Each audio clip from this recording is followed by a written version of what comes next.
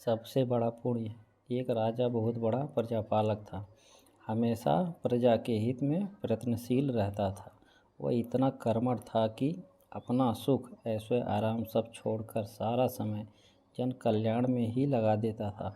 यहाँ तक कि जो मोक्ष का साधन है अर्थात भगवत भजन, उसके लिए भी वह समय नहीं निकाल पाता था।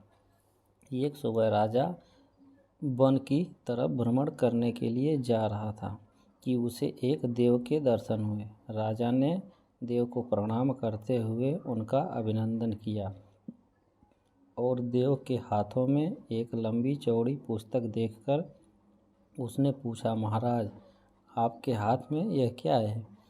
देव बोले, राजन, यह हमारा बही खाता है जिसमें सभी भजन करने वालों के नाम हैं।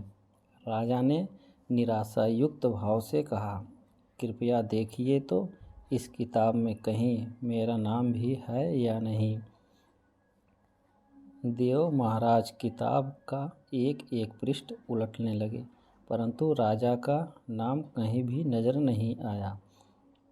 राजा ने देव को चिंतित देखकर कहा, महाराज, आप चिंतित ना हो, आपके ढूंढने में कोई भी कमी नहीं है। वास्तव में ये मेरा दुर्भाग्य है कि मैं भजन कीर्तन के लिए समय नहीं निकाल पाता और इसीलिए मेरा नाम यहाँ नहीं है। उस दिन राजा के मन में आत्मग्लानि सी उत्पन्न हुई, लेकिन इसके बावजूद उन्होंने इसे नज़रअंदाज कर दिया और पुनः परोपकार की भावना लिए दूसरों की सेवा करने लगे। कुछ दिन बाद राजा फिर सुबह वन की तरफ टहलने के लिए निकले तो उन्हें वहीं देव महाराज के दर्शन हुए। इस बार भी उनके हाथ में एक पुस्तक थी। इस पुस्तक के रंग और आकार में बहुत भेद था और यह पहली वाली से काफ़ी छोटी भी थी। राजा ने फिर उन्हें प्रणाम करते हुए पूछा, महाराज, आज कौन सा बही खाता आपके हाथों में लिया हुआ है?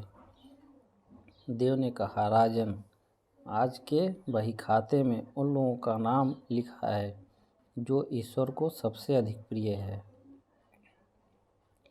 राजा ने कहा, इतने भाग्यशाली होंगे वो लोग, निश्चित ही वे दिन रात भगवत भजन में लीन रहते होंगे। क्या इस पुस्तक में कोई मेरे राज्य का भी नागरिक है? देव महाराज ने वही खाता खोला और ये कहा, पहले पन्ने पर पहला नाम राजा का ही था।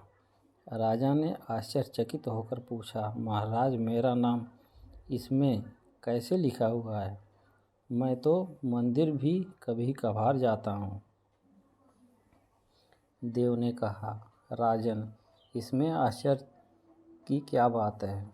जो लोग निष्काम होकर संसार की सेवा करते हैं, जो लोग संसार के उपकार में अपना जीवन अर्पण करते हैं और जो लोग मुक्ति का लोभ भी त्याग कर प्रभु के निर्मल संतानों की सेवा सहायता में अपना योगदान देते हैं, उन त्यागी महापुरुषों का भजन स्वयं ईश्वर करता है। हे राजन, तू मत पछता कि तू पूजा पाठ नहीं करता, लोगों की सेवा कर, तू असल में भगवान की ही पूजा करता है। परोपकार और निस्वार्थ लोक सेवा किसी भी उपासना से बढ़कर है। देव ने देवों का उदाहरण देते हुए कहा, कुर्वन्वेन कर्माणि जिजिन विच्छिन्नं समा एवांत त्वाप नयंतो अस्ति व कर्म लिप्यन्ते नरे। अर्थात कर्म करते हुए 100 वर्ष जीने की इच्छा करो तो कर्म बंधन में लिप्त हो जाओ।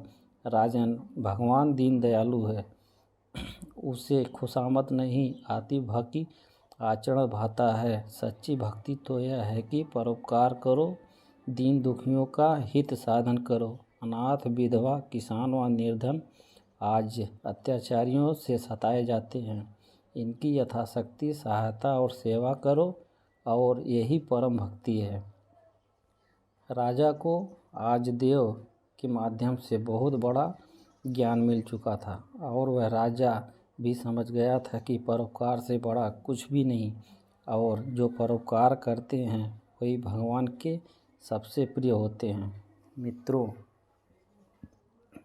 जो व्यक्ति निस्वार्थ भाव से लोगों की सेवा करने के लिए आगे आते हैं, परमात्मा हर समय उनके कल्याण के लिए यत्न करता है। हमारे पूर्वजों ने कहा है कि परोपकाय पुण्याय भवन्ति, अर्थात दूसरों के लिए जीना, दूसरों की सेवा को ही पूजा समझकर कर्म करना, परोपकार के लिए अपने जीवन को सार्थक बनाना ही सबसे बड़ा पुण्य है। और जब आप भी ऐसा करेंगे तो स्वतः ही आप वह ईश्वर के प्रिय भक्तों में शामिल हो जाएंगे।